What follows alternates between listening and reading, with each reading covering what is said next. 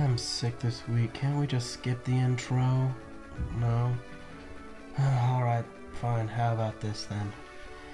After the success of Metroid Fusion, Nintendo debated on remaking either Metroid the original or Super Metroid. The former of the two was the one used. Just get to the game footage already.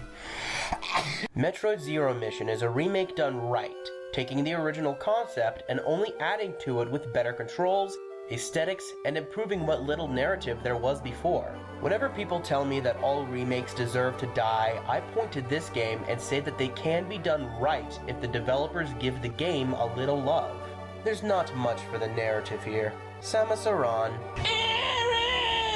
Look, I've always said Aran, I don't care what other M says. So Samus Aran the bounty hunter has been hired by the Galactic Federation to fight the space pirates on planet Zebes. Z-Bus, Zay-Bays? Metroid names are confusing. Samus must stop their Metroid cloning program and defeat Mother Brain.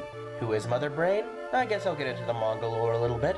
When Samus was a young child, her entire city was razed by the space pirates, and her mother sacrificed her life to save Samus from a dragon thing called Ridley. Afterwards, Samus was adopted by the Chozo, a race of smart bird people who invented Mother Brain as a big computer and gave Samus her power suit and combat training after injecting her with a bit of Chozo DNA.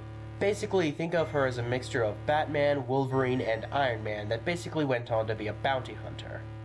So Samus gets to go get revenge on the space pirates to avenge her family, while getting new additions to her power suit by finding the pieces throughout her old adoptive home. That's where the first game left off, but the remake now sent Samus in only her Zero suit into the Chozo ruins and the space pirate mothership, sneaking her way around until she finds the ultimate relic of the Chozo race. Then her goal is to destroy the ship and escape in a sperm-shaped pod. Overall, the narrative isn't too deep, but it works well for the goals of the game, and it takes a backseat to solid gameplay. But we'll get to the gameplay later. For now, let's go over the aesthetics. Why am I so excited about them? Because we finally get amazing music! This is the kind of stuff I'd put on my iPod and listen to while exercising. If I ever exercised, that is. The music is catchy, matches the themes of the game well, and it's just dang good. The other noises work well also, from the sounds of your various weapons and attacks to the sounds of your enemies to the sounds of just your footsteps. The sound design in this game is a dream come true, and it ties into the visuals nicely.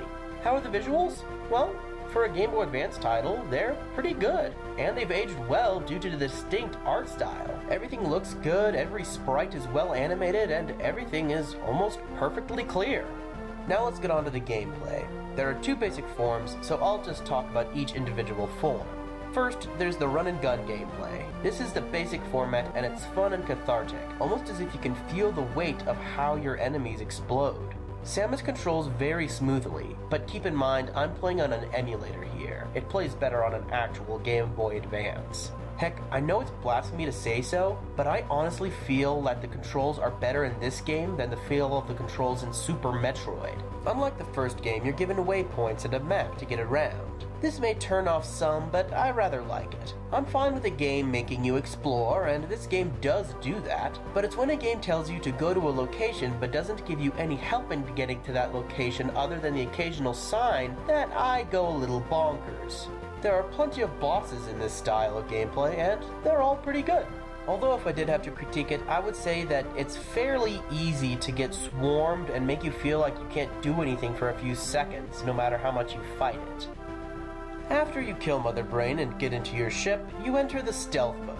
I feel that this is some pretty good stealth. You don't immediately die after being seen by space pirate guards, so you get a chance to run away and hide, but you do need to hide quickly lest they catch up to you, shoot you, and take away all your health. Eventually, you get to the one boss you have to fight, get the fully powered suit. Now is coward killing time! Set the self-destruct mechanism and run to the escape pods. Commit vehicular homicide, then you've beaten the game. Alright, the game gets an A-. The only problems with it are some sprite issues and making the player feel like they're not in control when they're swarmed. Longer review next week, okay? Hey, did you like my video? Then why don't you throw me a like, a comment, and subscribe to my channel? And while you're commenting, why don't you suggest a game for me to review next? I mean, after I talk about the stuff I really want to talk about, I've got nothing better to do.